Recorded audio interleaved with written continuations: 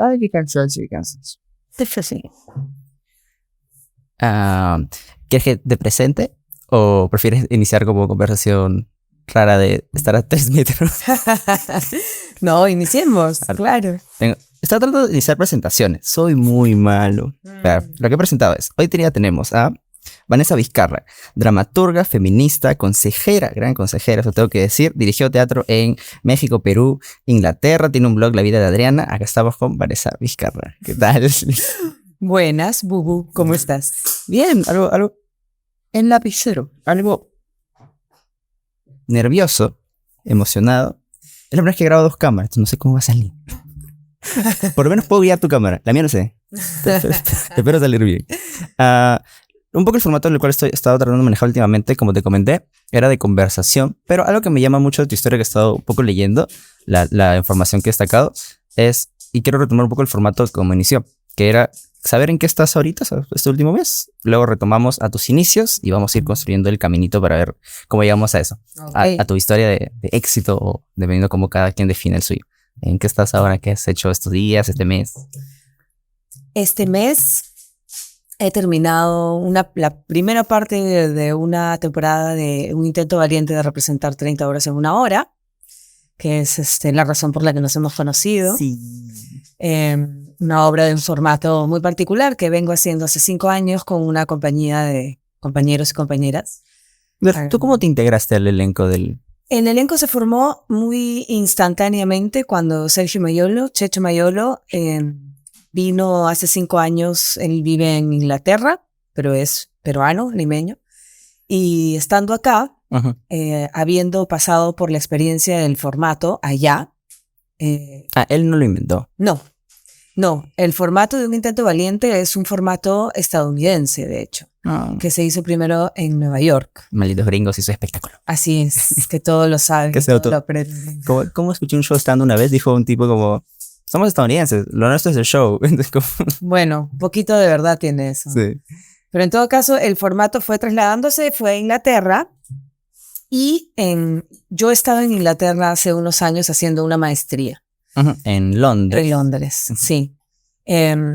Y Sergio, que es amigo mío desde antes de eso, vivía en Inglaterra, y ya cuando yo me he regresado, en un momento ha ido a hacer una audición a un lugar, y para hacer una audición para la compañía del intento valiente de allá, que se llama los Dirty Foxes, no sé si. Sí. Y ha ido a hacer la audición y ha dicho, hola, soy Checho, soy peruano. Y de pronto una mujer inglesa que estaba ahí le dijo, ¿eres peruano? Sí. Y le dijo, esto es muy random, pero quiero saber si conoces a Vanessa Vizcarra. Y esa mujer era mi mejor amiga Laura de la maestría, que también es actriz. Entonces, no solo se conocieron, sino que los dos pasaron la audición y los dos han sido parte del intento valiente de Londres durante mucho tiempo. ¡Qué genial! Sí, se hicieron muy amigos, etc. Pero bueno, qué random, ¿no? Como, ¿eres peruano? Con eso, de los 33 millones de peruanos, ¿conoces a esta? Exacto, bueno, eres peruano, haces teatro, eres limeño, ya esas tres características cierran un poquito más. Y el círculo es muy pequeño, ¿no? Exacto, un poquito más. Pero más allá de las anécdotas, Checho vino hace 5 años y realmente a dedo le pasó la voz a 5 personas que le parecían que podían funcionar para este tipo de espectáculo, que fuimos Du Sanfung, Yeli Reategui, Bea Heredia, Oscar Mesa y yo. Entre nosotros no había mayores vínculos previos. Bea y Dusan eran muy amigos, yo conocía un poquito a todos, pero había dirigido a Yeli, pero no habíamos trabajado nunca juntos todos. Checho nos convocó y a partir de ahí empezamos a hacer el intento y no hemos parado en 5 años.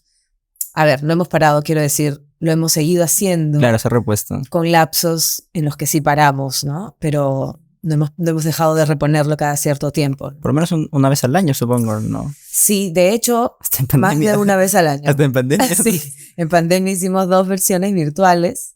Entonces sí, no hemos parado por más de medio año, pensaría yo.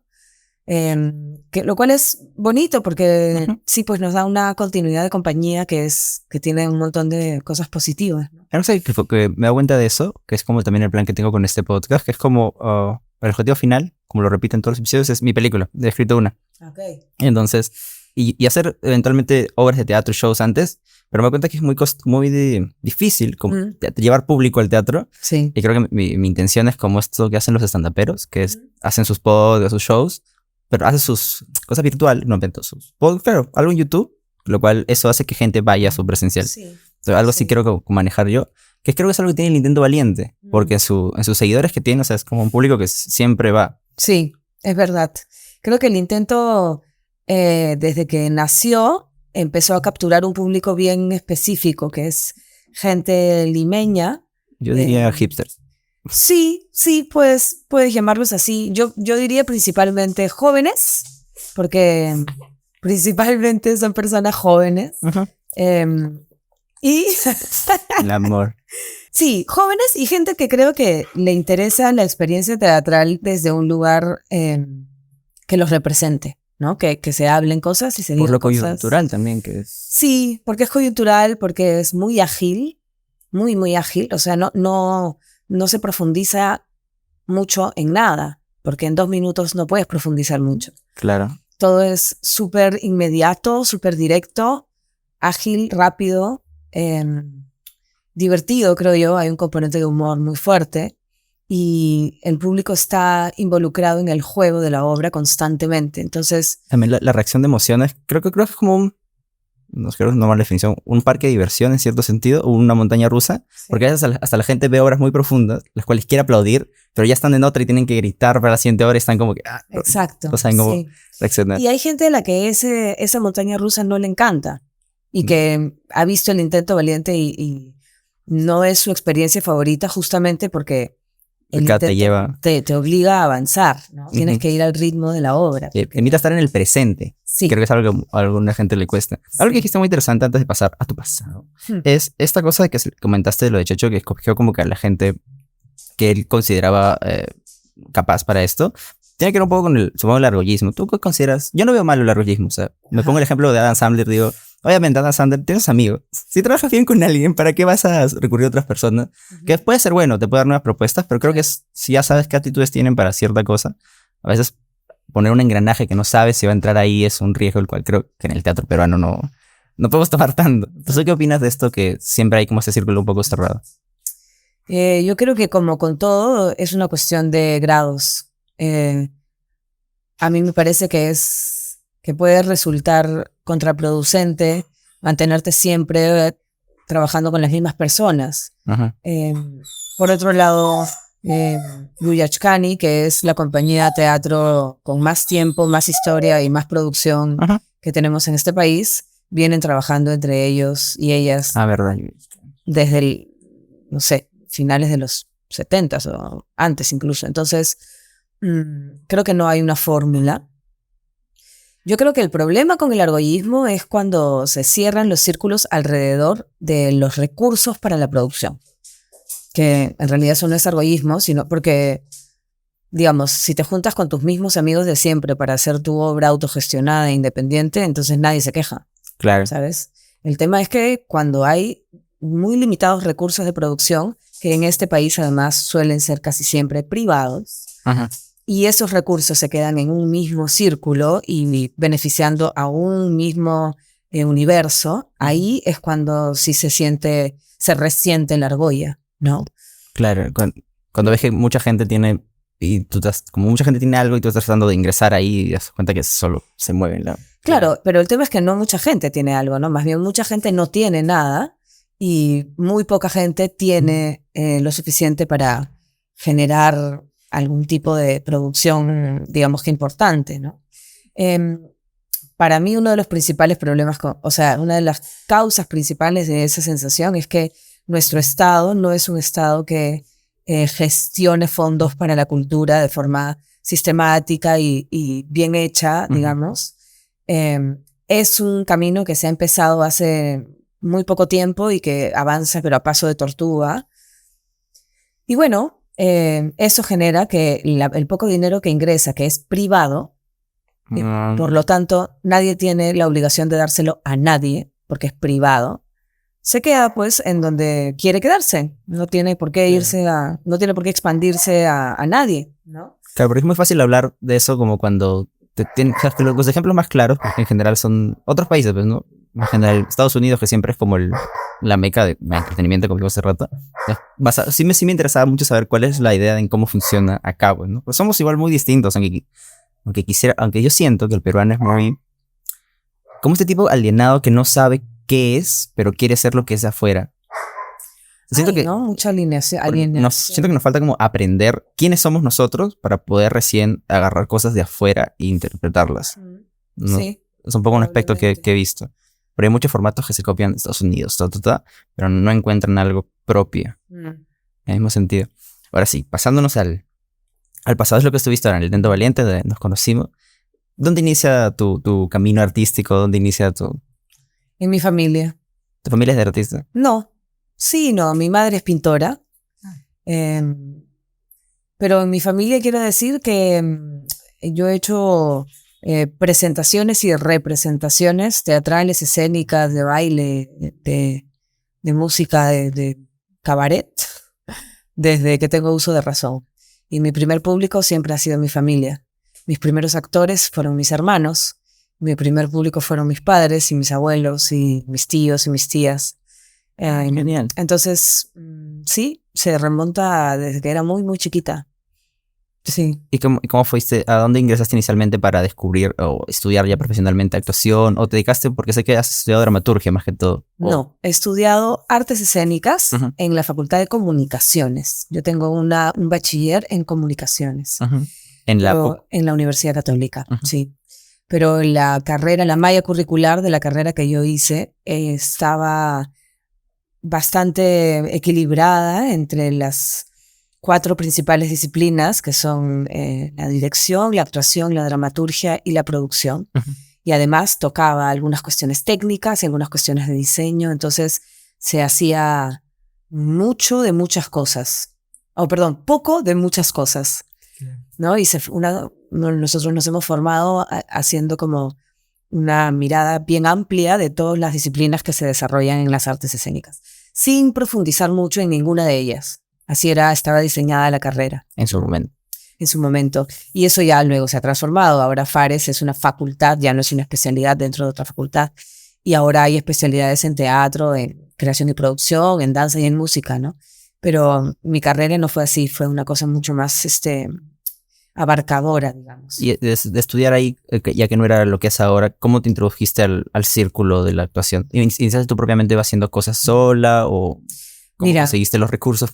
Yo ingresé a la Universidad Católica creyendo que iba a estudiar o psicología o literatura.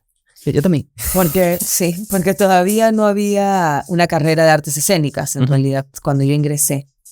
Hice el primer ciclo y me fue pésimo, a pesar de que en el colegio me iba muy bien. El primer ciclo de la universidad. Que son generales. Sí, en generales letras, me fue pésimo.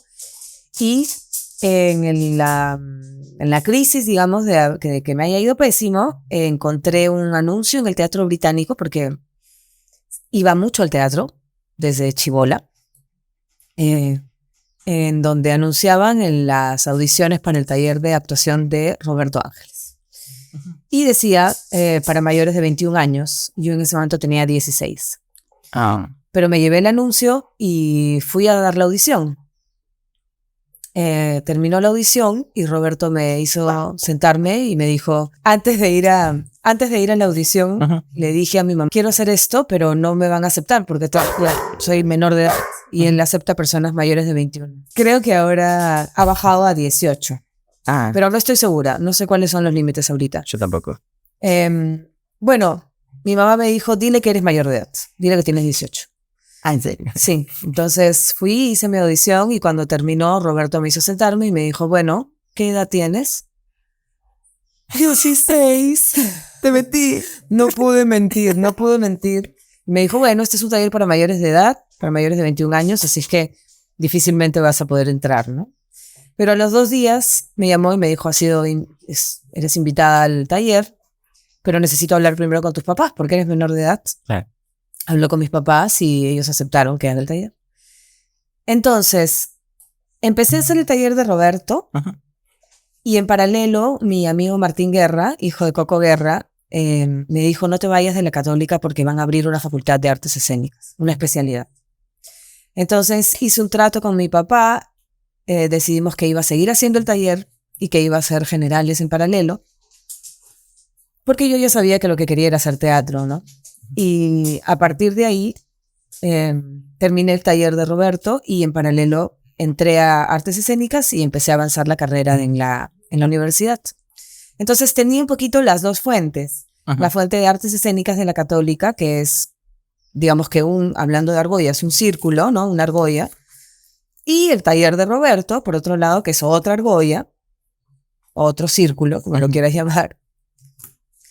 Y nada, cuando terminé la carrera, junto con Mateo Chiarella y Gustavo López, que son dos compañeros de mi promoción, de mi época, queríamos hacer teatro de grupo y armamos un proyecto que se llamó De Abril Teatro. Y tomamos una casa acá en Barranco, que le pertenecía a la tía de uno de nosotros, y hicimos 2 años de obras independientes autogestionadas, dirigidas por nosotros. ¿Cuál es la anécdota más graciosa que ha pasado en alguna vez? Cuando entrevisté a Bea, me dijo que agarraron en un sofá, una especie de sofá de la casa de su mamá, la desarmaron para volver a armar el teatro. Algo parecido te pasó a ti con la independencia del teatro, ¿no? Bueno, no sé qué tan gracioso sea, pero fue una época muy bonita porque había mucha colaboración. La gente con la que trabajábamos era gente que había salido de la escuela con nosotros. Uh-huh. Y estábamos en esta casa que estaba abandonada, que estaba llena de caca de paloma y plumas y basura y estaba destruida, ¿no? Mi Perú. Sí, bueno, en una casa abandonada. Y era bien bonito porque antes de cada estreno lo que hacíamos era juntarnos con esta gente que eran nuestros actores y producción y técnicos, etcétera, y entre todos limpiábamos y pintábamos y alguien conseguía más pintura y alguien conseguía brochas y se hizo un trabajo de comunidad bien bonito durante ese tiempo. También nos pasaron cosas como que hicimos una obra que se llamaba Galería Teatral y en una de la obra eran 5 microobras antes de que existiera microteatro y hacíamos microobras. Y en una de esas obras, un día en una función empezó a sonar una cajita de música y nadie sabía de dónde venía el sonido. Entonces, y siempre pasaba en el mismo momento en la misma obra. Entonces un día Gonzalo Molina y Gustavo López, que eran 2 de los actores, decidieron quedarse abajo para ver si encontraban el sonido, pero no me acuerdo cómo fue, creo que saltó la llave de luz. Entonces ellos se tenían que quedar abajo para subir la llave, para que se vuelva a prender la luz y poder continuar con la función. Y todo pasaba mientras la cajita sonaba. No, una cosa así como bien, empezó a gotear agua del techo. Entonces teníamos que poner trapos. No, era bien precario, ciertamente, pero muy bonito también. Claro, muy bonito. Todo al final se vuelve comedia. Sí, al final todo se vuelve comedia. En momento estás como, no, ¿por qué me gotea el techo? Sí. Una vez, algo que me dijiste que se me hizo muy curioso, que varias veces le he preguntado ya acá, que sobre tu perspectiva. ¿Tú crees que el arte, o en este caso el teatro como en sí, acepta a todos? Pero tú mismo comentas cómo tenías 16 y cómo al final vieron lo que había visto Roberto en ti para aceptarte al taller. ¿Tú crees que es porque algo vio en ti, pero creo que es algo que solo en el arte se da? No importa más o menos qué seas, sino más o menos qué puedas proponer, que se acepta o no, dependiendo de las normas igual que hay, ¿no? Hay carreras en las cuales las normas son normas, no puede ser eso, pero creo que el arte es un poco más abierto a eso. ¿O no? ¿Tú cómo lo ves? Uy, es una buena pregunta. Yo creo que el teatro tiene muy poca... El teatro hablando como entidad, porque las personas es otra cosa, claro. ¿No es cierto? Las personas que componen el mundo teatral, eso es otra cosa. Pero el teatro como entidad creo que tiene muy pocas normas en cuanto a si acepta o no aceptan las personas. Ajá. Pero una norma que en mi experiencia es inviolable es que tú realmente tienes que querer estar ahí. El teatro no acepta a alguien que está dudando. Puedes dudar.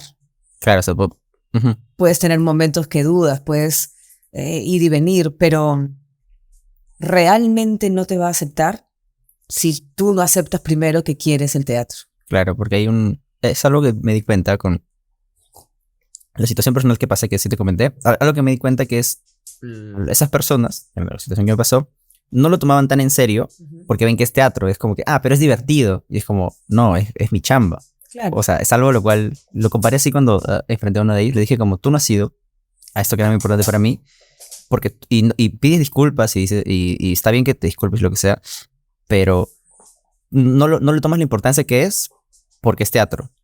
Cuando yo sí lo hago. Es como que si tú me invitas a tu graduación de lo que sea y yo no vaya, es como que, creo que es algo que tiene mucha razón. No quieres ese lado. Es querer estar ahí. Sí. Más allá de lo monetario, más allá de la... Sí, más allá de lo que sea. Sí, más allá de lo que sea. Lo que pasa es que querer estar ahí a veces es un privilegio, ¿no? Sí. Porque implica aceptar que vas a entrar a un universo que tiende a ser inestable y tiende a ser difícil, precario.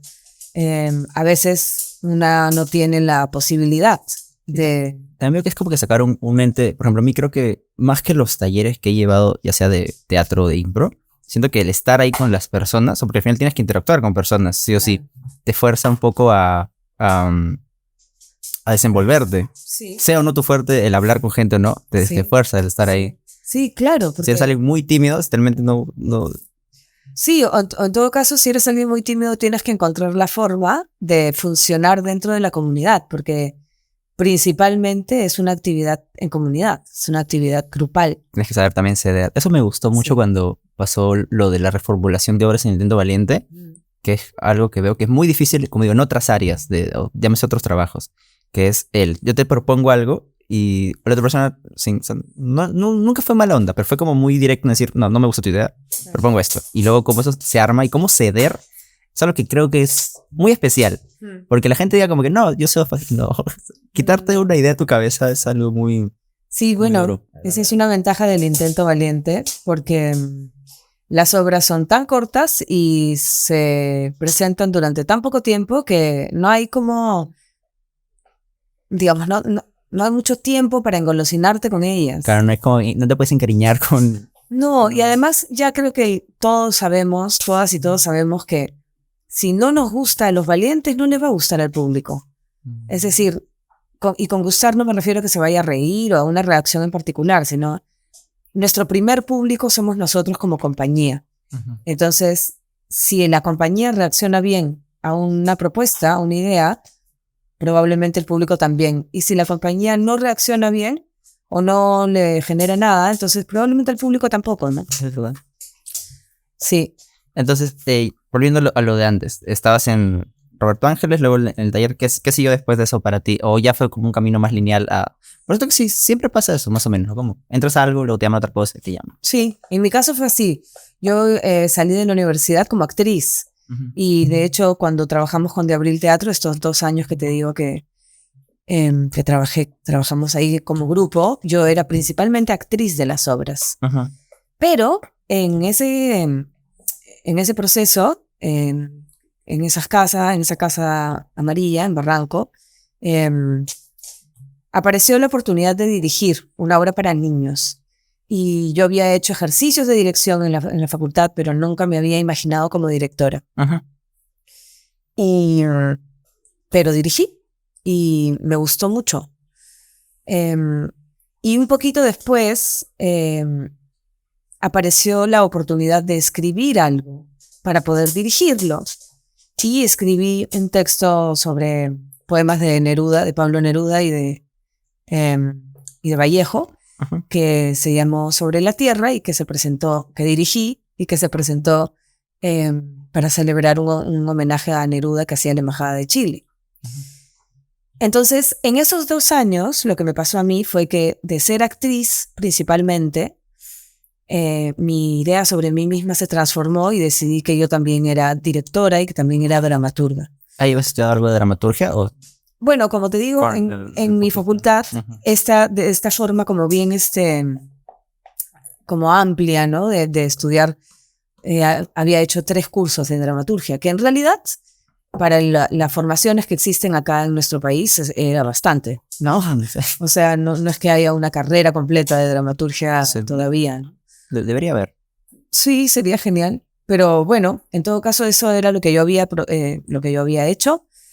Y de dirección parecido, acá no hay una carrera de dirección, hay algunos talleres y yo había hecho mis 2 o 3 cursos de dirección. Entonces ya con eso sí sentía la confianza de meterme en la cancha y en este ámbito de mi grupo, claro. que era un ámbito seguro, con gente que conocía, que lo que hacíamos era que cada proyecto que hacíamos, todos nos encargábamos. O sea, si alguien dirigía, alguien se encargaba de producción y alguien se encargaba de la gestión de la casa y en fin. Entonces, sí, eso era como... Entonces, después de cómo fue este proceso, ¿cuándo es que decidiste ir a Londres? ¿Cómo salió la idea? ¿O dónde estudiaste después de dramaturgia? Pues asumo que te has como que puesto más en estudio hacia eso. Sí, en realidad, después de que de Abril dejara de funcionar, yo empecé ya a trabajar en la Universidad Católica primero como jefa de práctica. ¿Eso en qué año fue, más o menos? Eso debe haber sido en el 2004, 2003, 2004, más o menos. Como jefa de práctica. Yo tenía 4 años. Sí, claro. Y en paralelo hacía asistencia de dirección. He hecho asistencia de dirección a muchos montajes. Y esa ha sido en realidad mi escuela, mi dirección. No tomaste como un super taller o una clase fuera. Es que no había en ese momento acá en Lima. Luego he hecho mi maestría, pero mi maestría la he hecho como 10 años después. O sea, más que todo ha sido, bueno, no sé si la palabra es empírico, más que todo en la práctica. No, porque tengo un bachiller en artes escénicas. Eso no es empírico. No, lo que pasa es que en realidad uno sale de la universidad con algunas herramientas y algunas teorías y algunas ideas, pero donde te formas como profesional es en la cancha, sí. Casi en todo, ¿verdad? ¿No? Todo, sí. Al final. Yo creo que casi en todo. Divertido. Lo que a mí me curiosidad, esto ya fue como 2004. ¿Cuándo inició lo que es el blog? Porque creo que una vez me comentaste que fue una obra que me comentaste de La vida de Adriana. La vida de Adriana. Me leí varias partes del blog. Desde el 2002 está ese blog. Sí, que ya no tiene muchas entradas en realidad, porque ya no lo hago hace mucho tiempo. Hasta el 2014 vi que... Que fueron justo... bueno, a ver, si vamos en orden... yo he trabajado como actriz, asistente de dirección durante esos años y como profesora, como jefa de práctica en realidad. Y luego lo siguiente más o menos importante fue que Gonzalo Molina, que era mi pareja en ese momento, y yo salimos embarazados de mi hijo Lorenzo. Y yo he tenido un hijo cuando tenía 28 años, en el 2007. Eso detuvo un poco mi chamba durante un año. No, mentira, no detuvo nada. Seguí escribiendo y seguí gestionando cosas, y de hecho actué hasta los 5 meses de embarazo. Pero una vez que Lorenzo nació... ¿Estás en una obra? Sí, estaba haciendo asistencia de dirección a una obra que se llama El enfermo imaginario de Molière, que dirigía Ruth Escudero. Pero en el proceso de ensayos me pidió que haga uno de los personajes. Entonces estrenamos y yo actuaba. Y en ese proceso me enteré que estaba embarazada. Entonces hice toda la temporada entre los 3 y los 5 meses de embarazo. Maña. Sí, con Lorenzo en la panza. Y bueno, de ahí al año más o menos pasé por un periodo muy particular en el que la maternidad me hizo cuestionarme quedarme en el teatro. ¿En serio? Sí, porque me inundó un temor de no tener la estabilidad necesaria para criar a mi hijo. Entonces, durante 3 años hice 3 cosas distintas. El primer año puse una tienda de ropa de diseño independiente.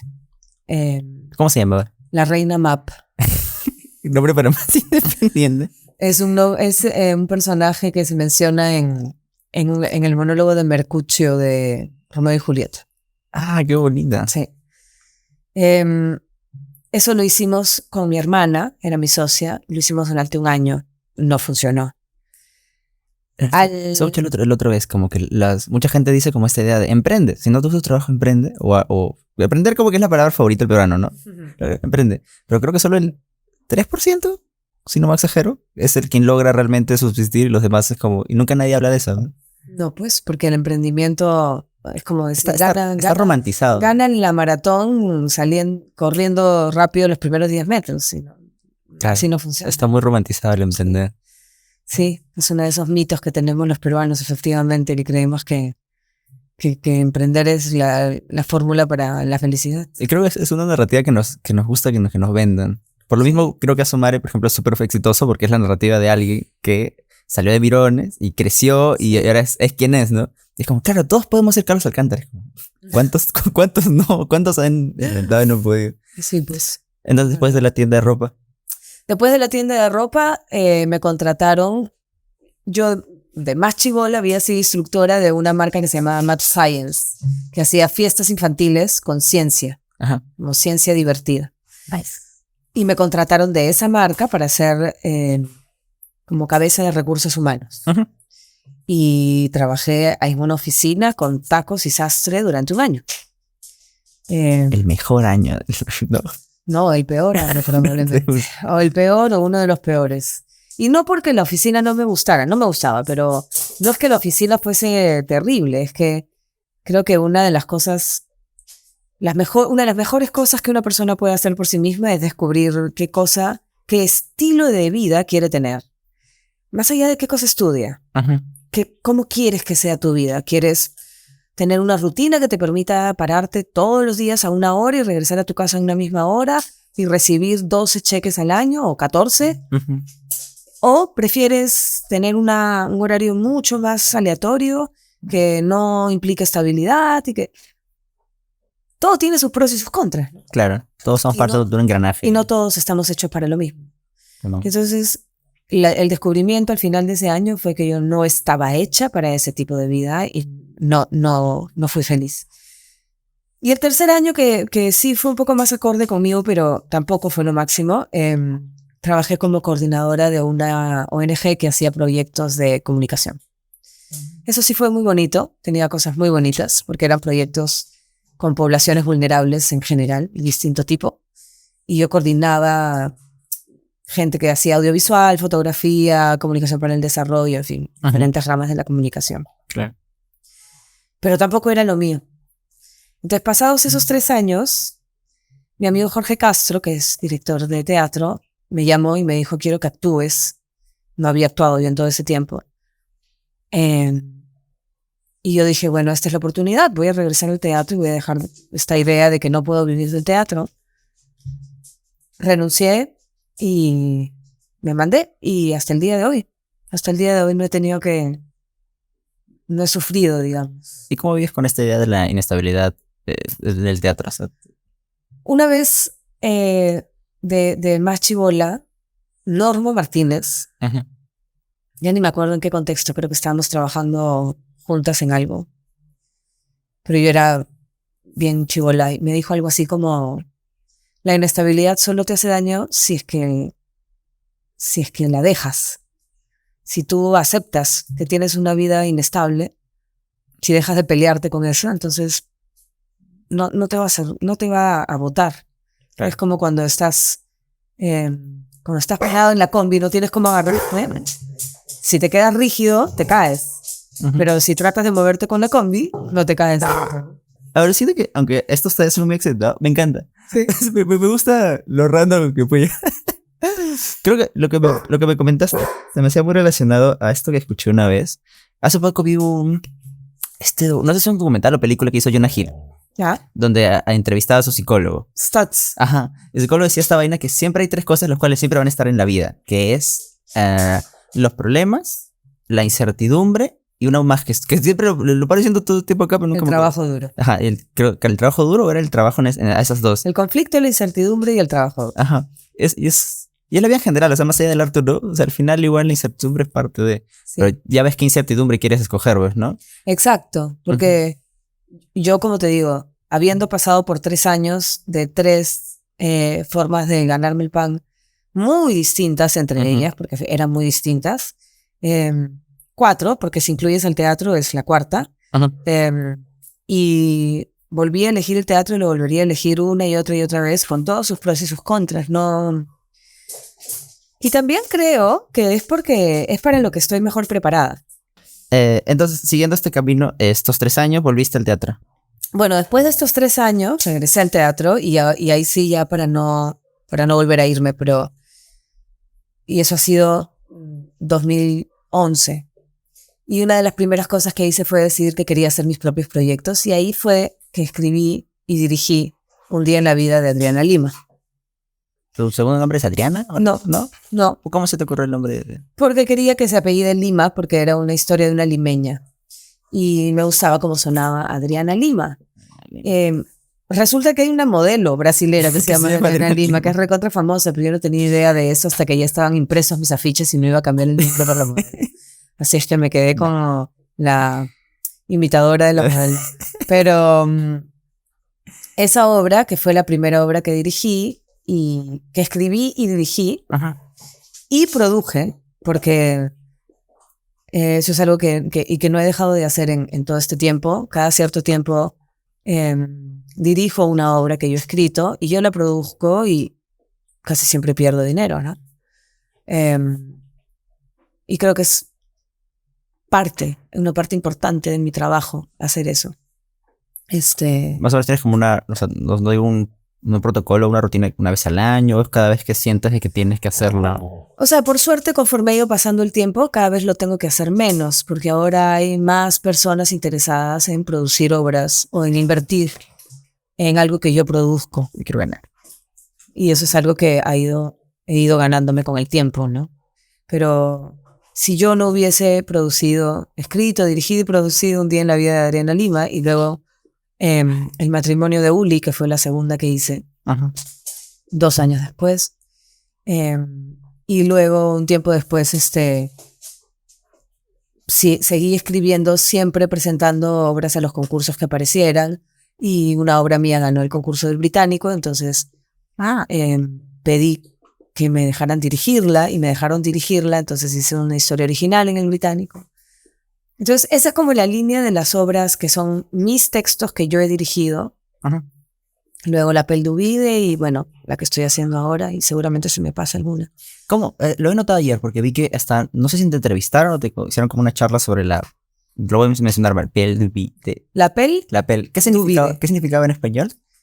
En español es un nombre. La Pelle d'Uvide.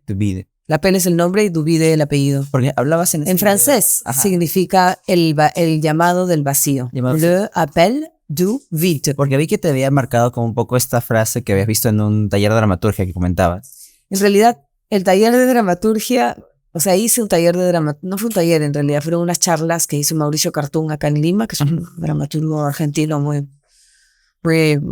paja. Y saliendo de esas charlas, me fui a sentar a un café a escribir y abrí mi Facebook, que es lo primero que hacemos todos cuando entramos a la computadora. Ahora es Instagram, no. Ahora es, redes. Y apareció una imagen, que era una foto de un hombre cruzando un vacío en una cuerda floja con una caña de equilibrio, y tenía la inscripción en francés, el llamado del vacío, La Pelle d'Uvide, que es una expresión en realidad, que habla sobre esta ansiedad que te produce el vacío, que te dan ganas como de saltar y de irte para atrás al mismo tiempo, ¿no? Y nada, de ahí empecé a escribir y la obra salió un poco, no sola, pero salió muy rápido porque me había como capturado mucho la imagen, ¿no? Y en paralelo a las obras que yo he escrito, que en algunos casos han ganado premios o las han seleccionado, por ejemplo, para sala de parto, entonces han tenido plata de producción para que se hagan. Claro. En paralelo, también he dirigido por encargo varias veces. Ah, ¿en serio? Sí. Genial. Para los productores, para Preludio alguna vez, como asistente, para el Británico, para Insomnio, que fue otra compañía. Y esas producciones, y así es como, por ejemplo, me he ido a dirigir a México, porque me contrataron para ir a dirigir una obra a México. Y esas direcciones por contrato, digamos, que no son proyectos que salen de mí o que son textos míos o que yo quiero dirigir, porque también me han enseñado mucho. También son como otra pata importante de mi...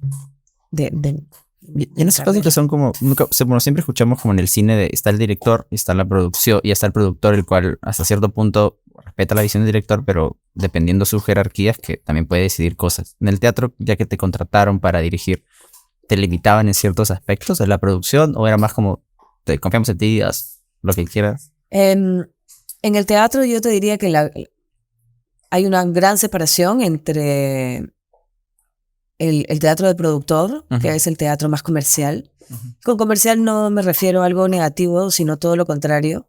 Teatro que se produce para que vaya mucha gente a verlo y por lo tanto que sea autosostenible. Y con eso me refiero a Broadway o el West End o Corrientes en Argentina, ¿no? Que tienen industrias teatrales mucho más importantes que las que tenemos nosotros. En esos casos, el productor es el dueño del proyecto porque es su inversión y porque estamos hablando de una inversión principalmente monetaria, económica. El director es alguien que es contratado por esa persona. Y el otro costado, el otro ejercicio es el teatro de autor. La gran mayoría de obras que nosotros hacemos acá en el Perú son teatro de autor. Con autor no me refiero al dramaturgo necesariamente, sino a que hay una fuerte inversión en cuanto al contenido artístico. Entonces, hay más respeto por la decisión de la directora o del director.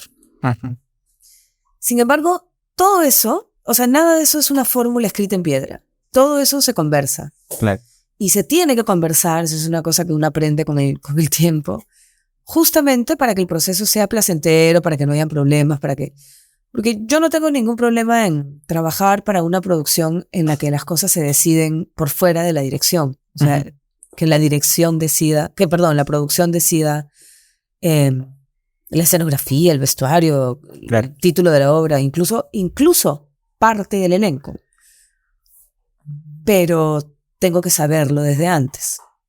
Lo que no puedo es empezar a trabajar y en el camino darme con que hay problemas de quién tiene la última palabra sobre las cosas. Claro. ¿No? Es como llegar a puntos medios. Exacto. Y que se diga con claridad cómo va a ser el sistema de trabajo desde el comienzo, ¿no? Sí. Igual hay algunas cosas que yo ya no cedo. Una de ellas es que sí necesito como tener por lo menos un porcentaje de decisión en cuanto al elenco y al equipo. Claro. Sí. Por lo menos de saber con quién trabajas, pues, ¿no?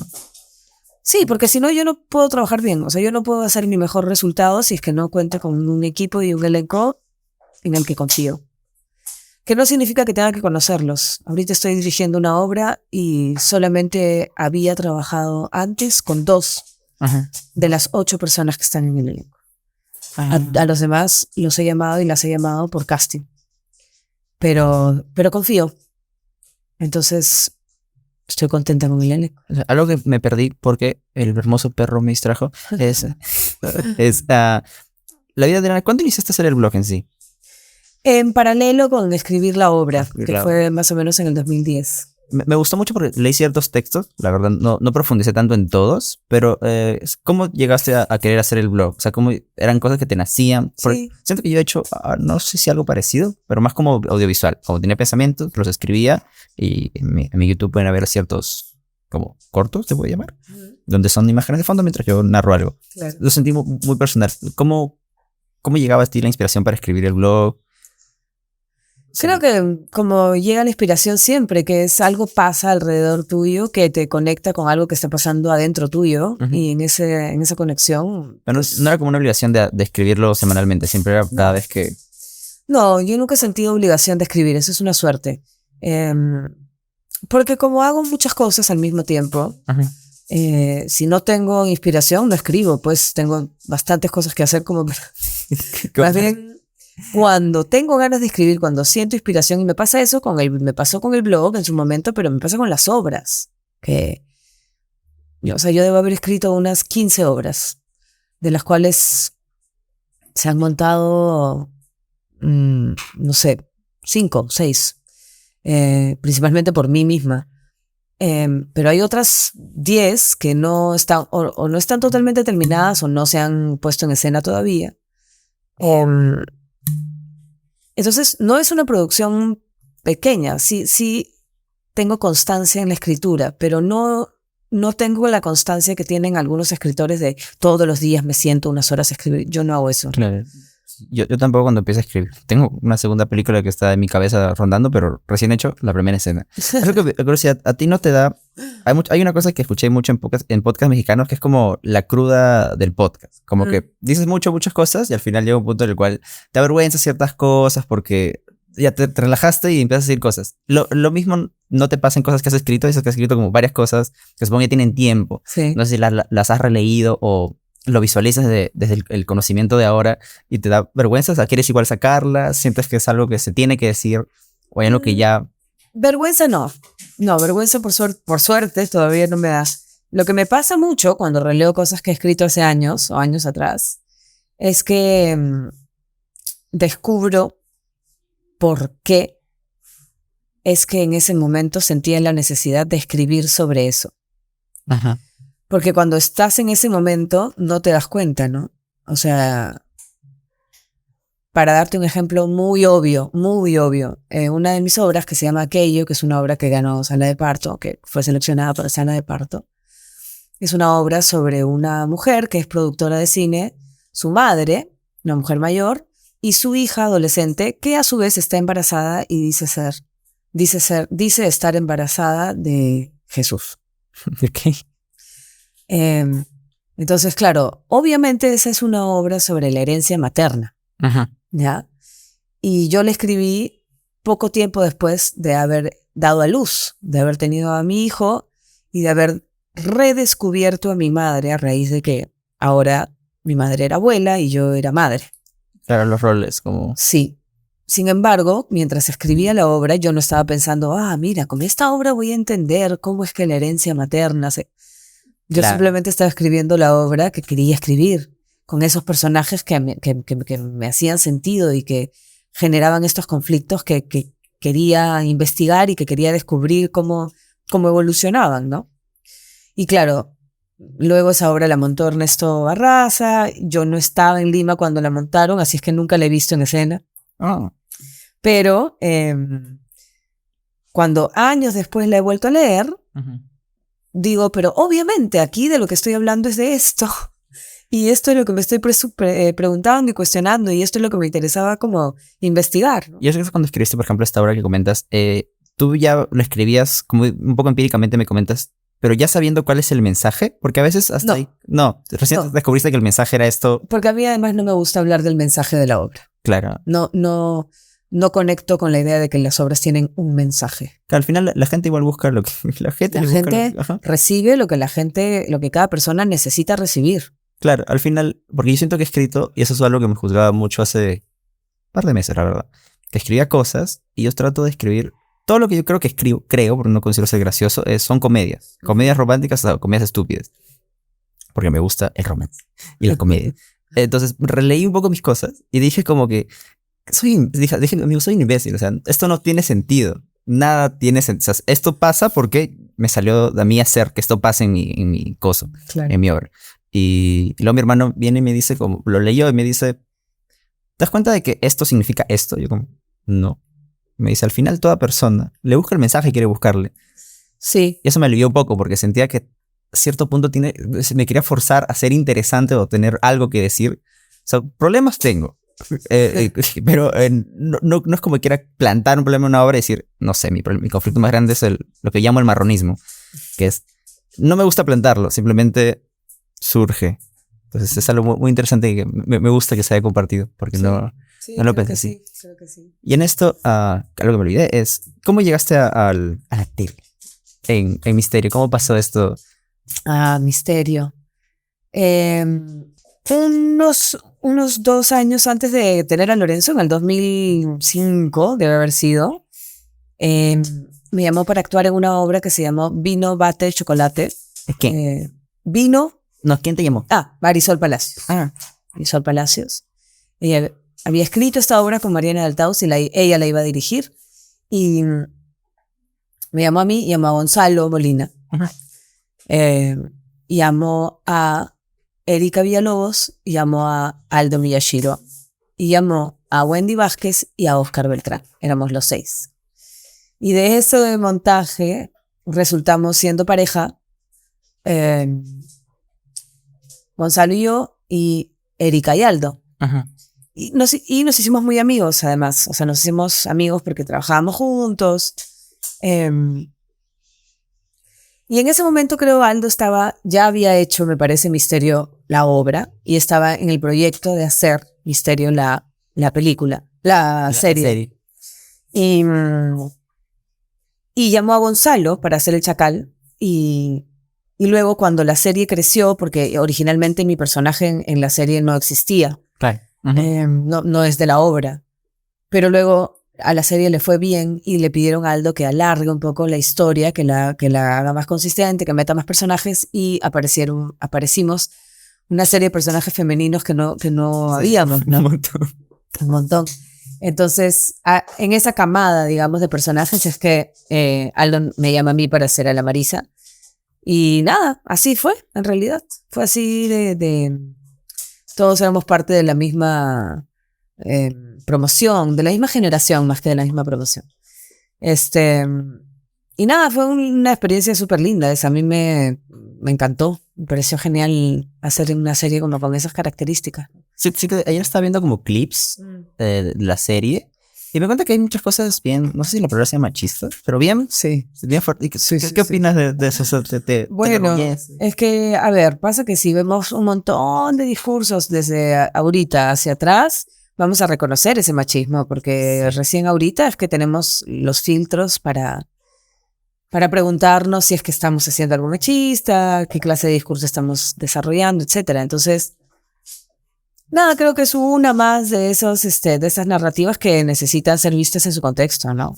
Lo que a mí me decepcionó fue que no fui a verla cuando repusieron Misterio ahora, entonces no sé en qué cambió. Yo bebí la serie y me leí la obra, pero no la he visto, la nueva. ¿Qué habrá cambiado? Porque sí me gustaría ver la perspectiva desde ahora. ¿Qué?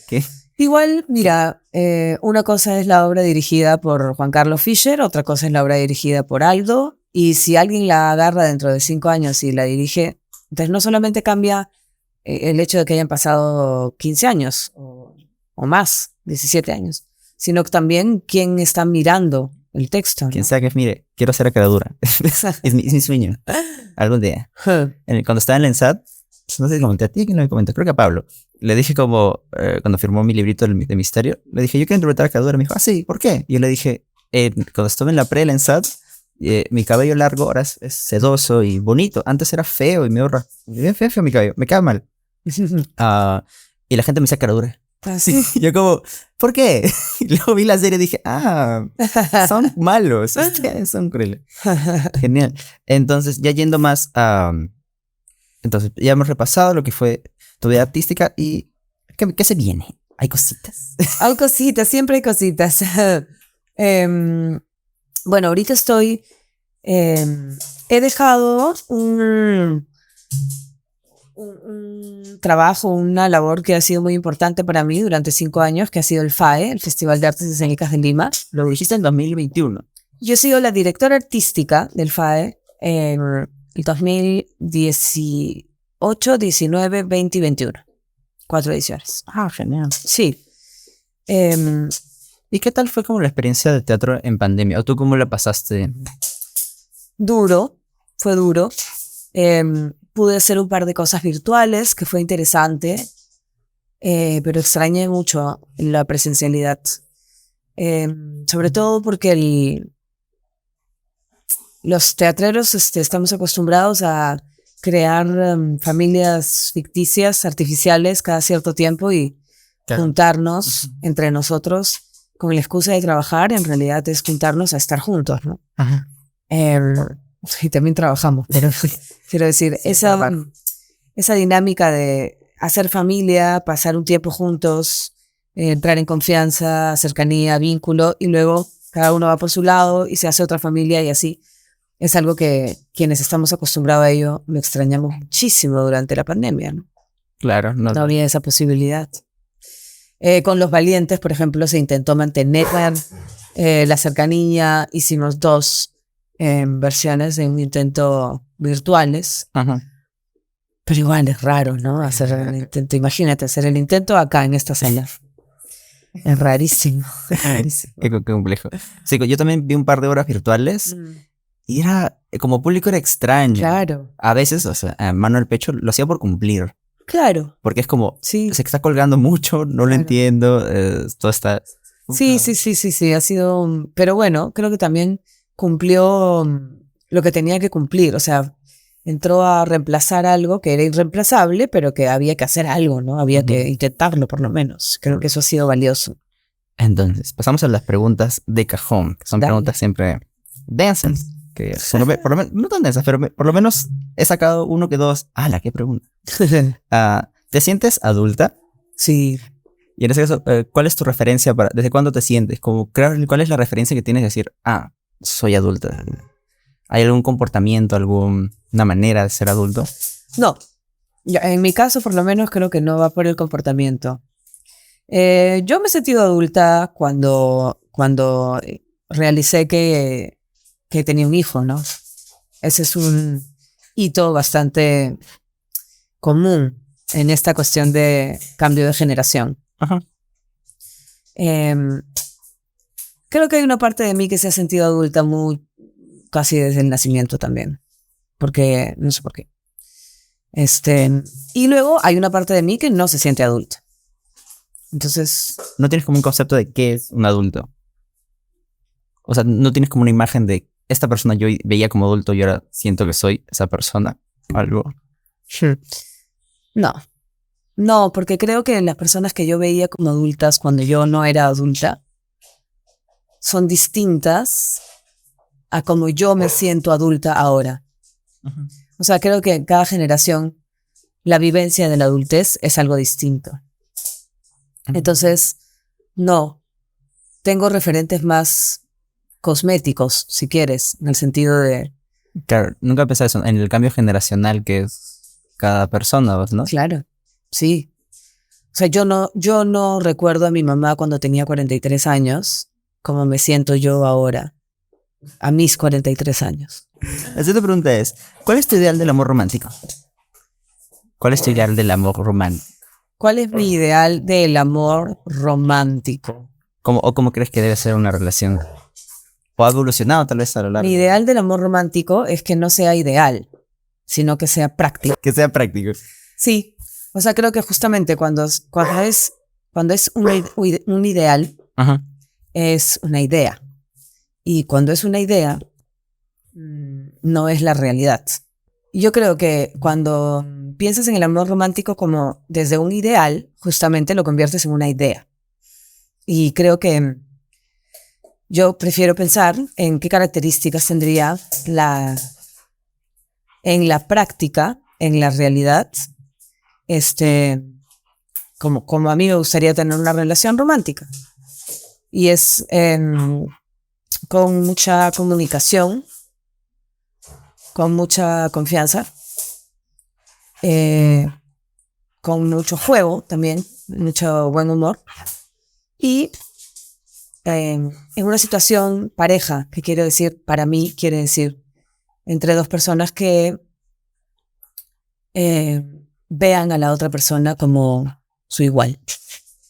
Eso es muy difícil, ¿no? Sí, es muy difícil. Te vea como... Siempre que la gente le pregunta esto, siempre mi respuesta es muy difícil. ¿Tú cómo sientes que el amor es como una sensación, no sé si la palabra es mágica o tal vez muy de doble filo? O sea, como que confiar en alguien, o sea, lo que siempre he dicho es como que confiar en alguien es difícil porque le das el derecho a la otra persona de poder, en cierta forma, hacerte mierda, ¿no? Sí. Y es un salto de fe que me da miedo. pero me emociona encontrar como que, ay, ¿qué va a pasar? Entonces, Sí, es eso, ¿no? Es un salto de fe, pero fe en el sentido, no en el sentido como ciego. Al contrario, creo que la fe se construye de la intuición y el amor. O sea, de todo lo que sabes, no racionalmente, pero todo lo que sabes y de todo lo que te conecta con el mundo. Entonces, ahí está la fe. La siguiente pregunta es, ¿consideras que eres buena persona? Sí. ¿Sí? ¿Hay alguien que diría lo contrario? Esa es una buena pregunta. Sí, creo que hay gente que diría lo contrario, pero no creo que lo diría por realmente por analizar sus comportamientos y su moral, sino posiblemente lo dirían por tener la autoestima baja. No sé, no lo sé. Claro. La siguiente pregunta es, ¿cuál es tu motivación de vida? En la búsqueda de la felicidad. ¿Sigues buscando la felicidad? Sí, todos los días. Yo llegué a un punto en el cual dije, creo que, no como yendo en contra, pero como que siento que no puedo hallar la felicidad totalmente. No sé si en parte es por mi ansiedad, pero digo que más me gustaría o más he apreciado últimamente lo que es estar tranquilo. Sí, puede ser. O sea, y esa sería como que en tu forma de ver como mi felicidad, aunque... Sí, porque finalmente creo que no hay una forma de definir la felicidad, ¿no? Como no hay tampoco que definir el éxito. Como el éxito o como el amor. Al final todas son una mezcla de ideas, emociones y sensaciones. Ahorita la felicidad sería que el perro jate durante 10 minutos y me han hecho terminar este. Vamos. Igual, hay un programa en Premiere que es una IA, la cual los ruidos que no sean voces los aísla. No sé cuánta magia puede hacer. Dios mío. Pero, creo que la gente va a apreciar y va a decir, oye, qué interesante, mira, estaba con un perro. Bueno. A mí me encanta. Ya, tú buscas la felicidad. Sí. ¿Cuál es tu concepto como de felicidad? En realidad creo que terminar el día y sentirme más bien que mal. Eso. A veces tiene que ver con las cosas que he hecho, tiene que ver con las personas con las que he estado, a veces tiene que ver con cómo me he sentido, a veces tiene que ver con algo tan tonto como que he comido algo rico o que... Las pequeñas cositas como disfrutarlas, ¿no? Sí. Y apreciar un montón más allá de lo demás. Sí. Bonito. La primera pregunta es, ¿cuál es tu concepto de la amistad? ¿Cómo debería ser un amigo? Un amigo debería ser exactamente como es, y si eso me funciona, entonces va a ser mi amigo. Conocer como la persona en su esencia más pura y sí. Ver si encajan o no. Sí. No por decirte vieja, pero en tu experiencia, te pasaste. O sea, creo que has soltado a veces unas frases muy buenas que dijo. Pero eso no es por vieja, es por escritora. O sea, yo que voy a ser un escritor, voy a sentarlas. Yo tengo unas frases. Siempre que conozco gente nueva, como que lanzo frasecillas y me dicen, oh, qué buena frase, como la escuché en un podcast. El punto es como, está bien el sentido que las amistades, como que, no sé cómo reformularlo. Tú hablas como de la amistad, si me funciona o no.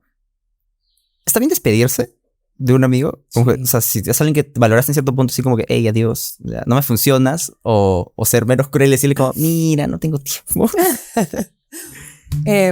Yo creo que eso sucede de forma más orgánica. No sé si es que tiene mucho sentido terminar con tus amigos.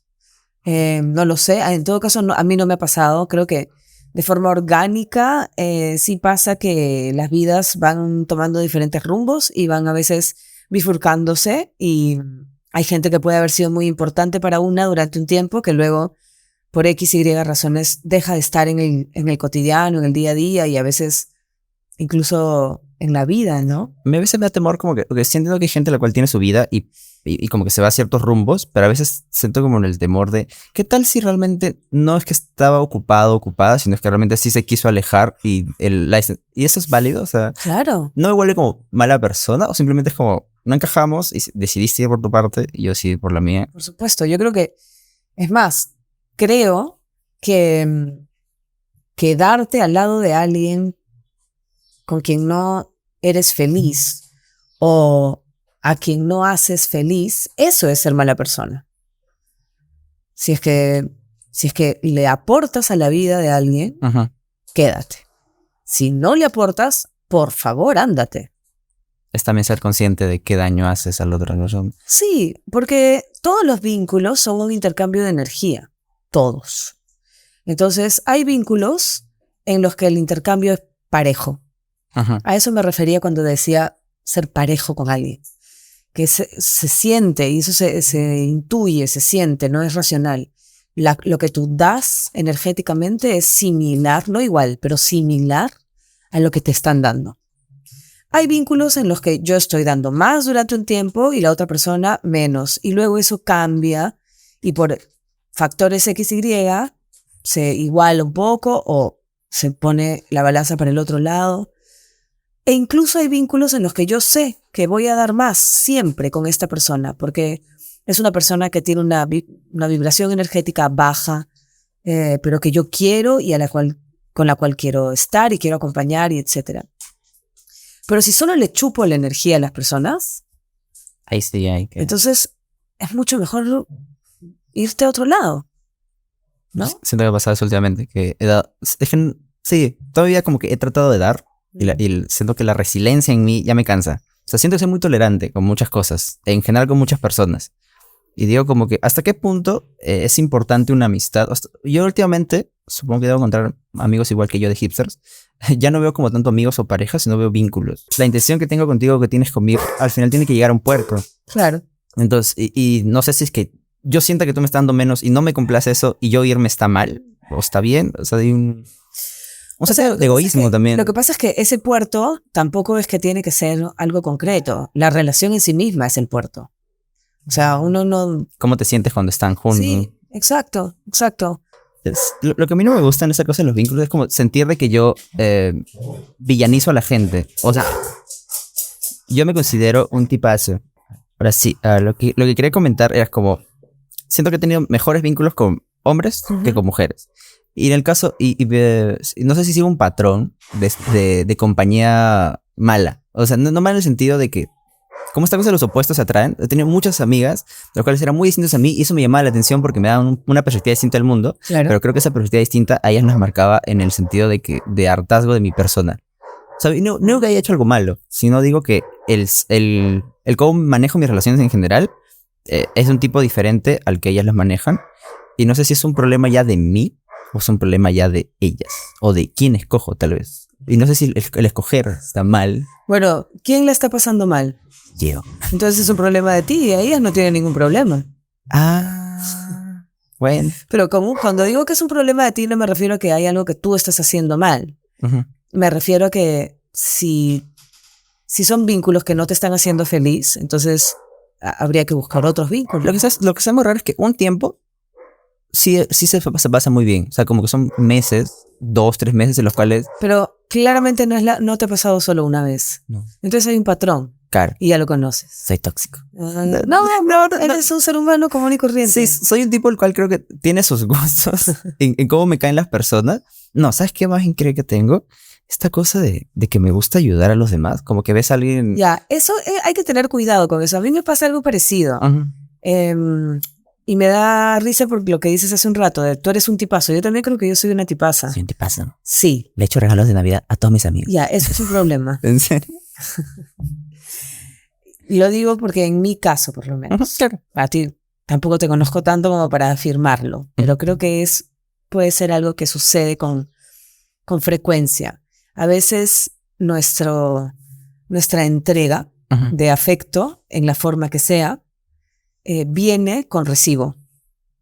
Entonces, si yo soy una tipaza y hago tanto y entrego tanto y soy tan buena gente y quiero tanto y lo manifiesto de tantas maneras, no me siento contenta si las otras personas no hacen lo mismo o se equiparan a eso hacia mí. Claro, eso era, por ejemplo, eso sí lo he hablado hace un tiempo en terapia. Eso era antes. O sea, sí buscaba como el recíproco, pero me doy cuenta que ahora el dar me gusta. Y no digo como hay como que requisitos mínimos con los cuales me sienta cómodo, pero creo que hay cosas de cortesía o de ser humano normal, por así decirlo, que si eso falta no me gusta. Llámese, no sé, como te digo, me siento de cierta manera necesario que quiero hablar con una persona y me enfoco en ti y digo, hey, quiero esto, y no sé, que me respondes después de 3 días cuando estuve en una emergencia, ahí sí está feo. Sí. Entonces, esas cosas es lo que últimamente me ha pasado. Sí. Y creo que sí hay sentido en el patrón que sigo de amigos, o amigas, en el sentido de que era gente la cual en un inicio siento que necesitaban a alguien como yo, porque mi personalidad es muy amable, mi personalidad es muy resiliente y es algo que la gente a veces aprecia. Y lo raro es que siempre esa gente vuelve a mí, en cierto punto. Entonces digo, algo le aporto a su vida de la gente, lo cual supongo que es como yo lo llamo como amigo de transición. Como cuando él es bonito, él es linda. Claro, ya llega un punto el cual dices, ya estoy bien, y se van, como que soy psicólogo, como que apoyo, no sé. Pero que es algo que ya quiero cerrar. O sea, literalmente, lo último que me ha pasado con esta amistad es como, Bueno, es cuestión de decidir dejar de ser el amigo de transición. Sí, es cuestión mía. Sí. El conflicto. El otro día un amigo me habló y me dijo: he conocido a una chica que tiene tu mismo problema con los amigos. Dijo, ¿cuál problema? Es una forma de vida. La última pregunta es: ¿cuándo fue la última vez que lloraste? Hoy día en la mañana viendo una película. ¿Cuál era? Una película que se llama Tiny Men, no, Teen Men, que acaban de poner en Netflix, una película inglesa, creo que es sobre un pata que es músico y es famoso en una boys band cuando él es adolescente, pero luego crece y es un fiasco. Sigue siendo músico, pero no atina ni una y no ha dejado de ser famoso, no tiene plata, le va pésimo. Uh-huh. Y conoce a un chico autista que tiene como una capacidad alucinante de hacer percusión. Uh-huh. Entonces se da cuenta de que la música que él hace funciona 20 veces mejor cuando la hace con este chico. Y empieza a descubrir como la creación musical, pero en conjunto con este chico. Linda, muy bonita la película. Genial. Eso es todo. Muchas gracias por estar acá. Yo siento, o sea, hay joyitas de este podcast que va a estar bien. Yo creo que el audio se va a salvar. Ojalá. Tengo fe. Tengamos fe. No, de una hora no creo que haya interrumpido 45 minutos. No. Habrá sido sus 5. Esperaría que no. No, y de todas maneras vas a escucharlo en algún momento. Yo haré mi magia. Yo sé que puedo. El equipo acá. Vamos Perú. Vamos Perú, por favor. Perú. Pero no, me encanta. O sea, me gusta la idea de acercarme a que la gente me abra su hogar y me quiera hablar porque no sé si precario, en lo poco que es esto, me gusta mucho conversar, me gusta mucho ver las perspectivas del otro. Y algo que quería comentar, no sé si tú te acordarás, tú me diste el impulso para hacer esto. ¿Cómo así? Indirectamente. Cuando hicieron Lindo Valiente en Navidad, ajá, yo entré a las últimas a ayudar al estreno. Uh-huh. Estaba yo muy nervioso y me acuerdo que la productora en ese momento me sacó a un pasillito del Teatro de la Plaza a proponerme producir en enero. Yo estaba muy nervioso porque dije, uno, no soy nadie. Dos, no sé qué es la producción. Me gustó hacer esta pequeña performance de unos días, pero no sé qué me depara el futuro artístico. Y yo siempre, hace años, yo escucho podcasts desde que tengo 14. Desde que en México había un podcast. Claro. Hasta acá. Entonces, el camino 2014, 2022, que recién inicié esta cosa. Y me acuerdo una frase que tú me dijiste, porque nos escuchaste hablar cuando ella me propuso entrar a esto del teatro. Ajá. Y yo como, pero no soy nadie, no tengo proyectos. Me dijiste, como que en los proyectos, como fuiste en el teatro más que todo, lo parafraseo a mi conveniencia porque el pasado es conveniente y yo lo modifico. Dijiste como que en la vida va a haber momentos en los cuales vas a estar muy bien y vas a ganar muy bien. Y otros en los cuales vas a estar muy mal y vas a ganar nada. Y vas a perder dinero y la vas a pasar mal. Pero disfruta lo que te puede dar el ahora. Y yo dije como, acepto. Acepto producir obras en enero y a partir, no digo que sea mentira decir que me he guiado de esa frase ese tiempo, pero fue una idea de que dije, efectivamente, yo siempre quiero estar bien, como creo que todos, creo que ahí tenía 18 creo. Siempre quiero estar bien, pero dije al final la vida es un sub y baja, entonces el proyecto llegará, el teatro no es la gran cosa que no me pague, digo, dale para adelante y vivir un poco el presente es algo que estoy tratando de hacer ahora. Muchas gracias, en serio, por estar acá. Gracias a ti. En serio, ¿tienes algo que comentar, algo que te gustaría? No, ha sido una gran conversación. Por ser accidentada. Nos cortamos, gracias.